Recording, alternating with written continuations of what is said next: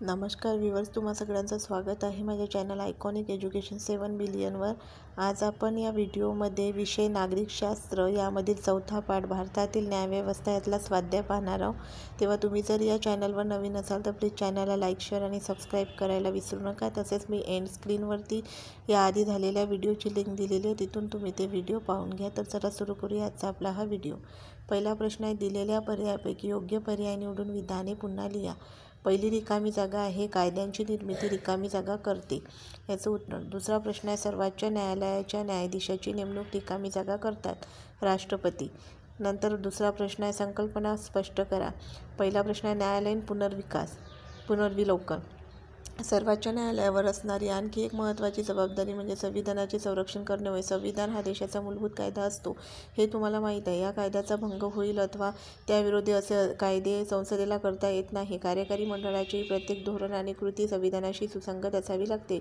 संसदेचा एखादा कायदा किंवा कार्यकारी मंडळ एखादी कृती संविधानातील तरतुदी भंग करणारी असल्यास तो कायदा आणि कृती न्यायालय कायदेशीर ठरवतो आणि रद्द करते। न्यायालयाच्या या अधिकाराला न्यायालयीन पुनर्विलोकनाचा अधिकार असे म्हणतात। त्यानंतरचा दुसरा प्रश्न आहे, जनहित याचिका।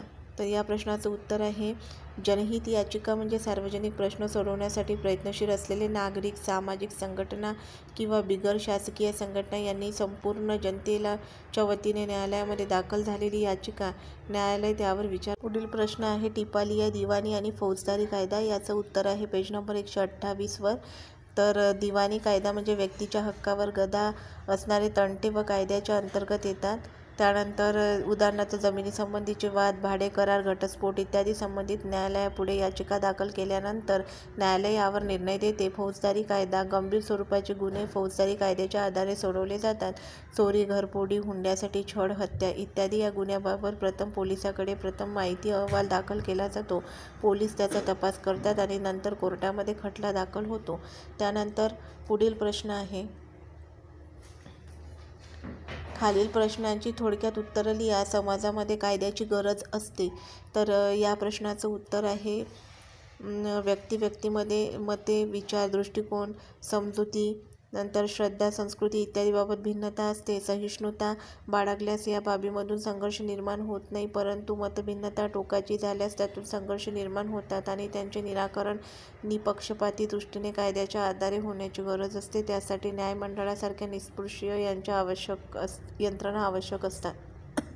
पुढचा प्रश्न आहे, सर्वोच्च न्यायालयाची कार्य कोणती आहे? तर पहिलं कार्य आहे, संघराज्याचे न्यायालय। या भूमिकेतून केंद्रशासन आणि घटक राज्य आणि घटक राज्य केंद्रशासन या घटक राज्याच्या विरुद्ध अन्य घटक राज्य यांच्यातील तंटे सोडवणे, नागरिक मूलभूत हक्काचे रक्षण करणे, त्यासाठी आदेश देणे। तिसरा आहे, कनिष्ठ न्यायालयांनी दिलेल्या निर्णयाचा पुनर्विचार करणे, आपल्यालाही निर्णयाचा पुनर्विचार करणे। चौथं आहे, सार्वजनिकदृष्ट्या महत्त्वाच्या प्रयत्नावरील कायदेशीर बाजू समजून घेण्यासाठी राष्ट्रपतींनी सल्ला विचारल्यास तो देणे। नंतर तिसरा प्रश्न आहे, भारतात न्यायमंडळ स्वतंत्र ठेवण्यासाठी कोणत्या तरतुदी आहेत? तर या तर पहिला आहे, न्यायाधीशाच्या पात्रतेच्या अटी संविधानाने स्पष्ट केल्या आहे। निष्पाद कायद्यातज्ञ असलेल्या उच्च न्यायालयामध्ये न्यायाधीश पदाचा किंवा वकिलीचा अनुभव असलेला व्यक्ती पात्र मानला जातो। दुसरा पॉईंट आहे, न्यायाधीशाची नेमणूक राष्ट्रपती करतात, त्यामुळे राजकीय दबाव दूर ठेवता येतो। तिसरा पॉईंट आहे, न्यायाधीशांना सेवा शाश्वती असते, क्षुल्लक कारणासाठी अथवा राजकीय हेतूने त्यांना पदावरून दूर करता येत नाही। त्याच्यानंतरचा चौथा आहे, न्यायाधीशाचे वेतन भारताच्या संचित निधीतून दिले जाते। त्याच्यानंतर आहे, न्यायाधीशांच्या कृती निर्णयावर व्यक्तिगत टीका करता येत नाही। पाचवा प्रश्न आहे, पुढील तक्ता पूर्ण करा।